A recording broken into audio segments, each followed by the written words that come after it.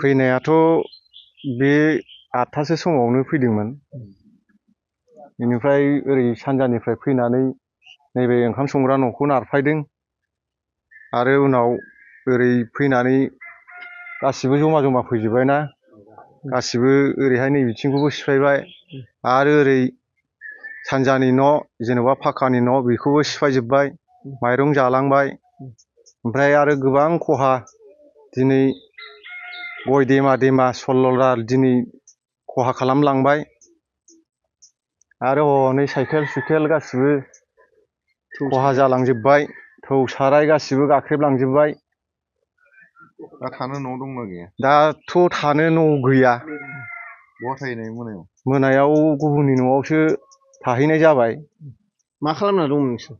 जों न'आवनो दंमोन, ओमफ्राय न'आव थानायाव बिसोर फैबाय, फैनायाव बिदिनो नारफायफैबाय, माथो होदोंमोन बहाथो खारनो। बेनिफ्राय जों गुबुननि न'आव खारलांबाय। फालो ना मासेमोन? मैदेरा फालोआनोमोन, बहुद बुरजा, फिसा फिसौ गासिबो दंलाजोबोमोन। नोंथांनि न'आ बायजोब्बाय, सरकारनिसिम मा खावलायो, हाग्रा बिफाननिसिम मा खावलायो? दाथ'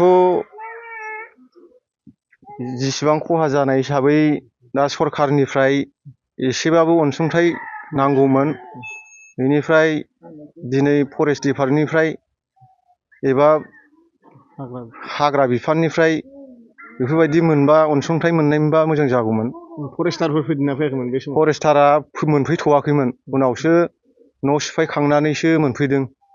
दायो सरकारि मानसिफोर सोरबा फैदों नामा नायनो?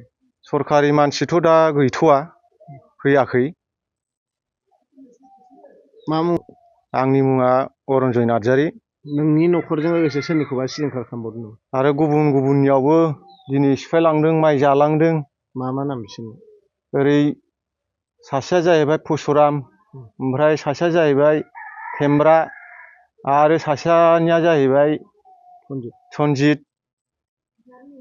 गामिया मा गामि बे? बे गामिया जोंनि पलासगुरि, কুমাৰপাৰা। আহি পেলাই আমাৰ দেৱৰৰ ঘৰটো ভাঙি দিছে, ধান চান চব চাউল তাউল চব হেৰি কৰি দিছে, ঘৰ চৰ আৰু আমাৰ ক'বা ভাত ৰন্ধা ঘৰ চৰ গৈ চব দেৱৰৰ ভাঙি দিছে আৰু আমাৰ ভাতিজা ল'ৰা মাক নাই, এই মাক নোহোৱা ল'ৰা 3জন, ল'ৰা 2জন আৰু ছোৱালী 1জন আছিল, এই তাৰ ঘৰটো ভাঙি দিছে। আৰু টিঙৰ ঘৰটো অলপ টানছিল, সেইটো নোৱাৰিলাক। আৰু এতিয়া যদি হেৰি হয়, চুলিকেইটা ভগৱানৰ হেৰিত চুলিকেইটা বাচি গৈছে আৰু। কিমান মান হ'ব হাতী? হাতী 15টা মান হ'ব আৰু।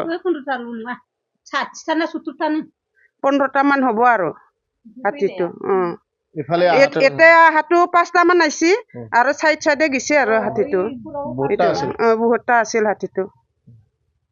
কি কৰি আছিলে আপোনালোকে? আমি সেইখিনি সময়ত কোনোবাই ভাত খাইছিল, কোনোবাই বহি আছিল, কোনোবাই জুই পুৱাই আছিল, সেইখিনি সময়তে আৰু আমি। কি অনিষ্ট কৰিলে? এতিয়া ভাঙাটো ধান চান খাইছে, এতিয়া চাউল খাইছে, ঘৰ ভাঙিছে আৰু তামোল কিবা কিনি নাৰিকল পুলি চুলি গোটা ভাঙি দিছে আৰু এইগিলা। প্ৰটেকশ্যনৰ ব্যৱস্থা লাগে নেকি? লাগিব অলপ চলপ, কিয় নালাগিব? য'তে আমাক উন্নতি কৰি দিছে, যাতে আমাক লাগিবই আৰু অলপ চলপ।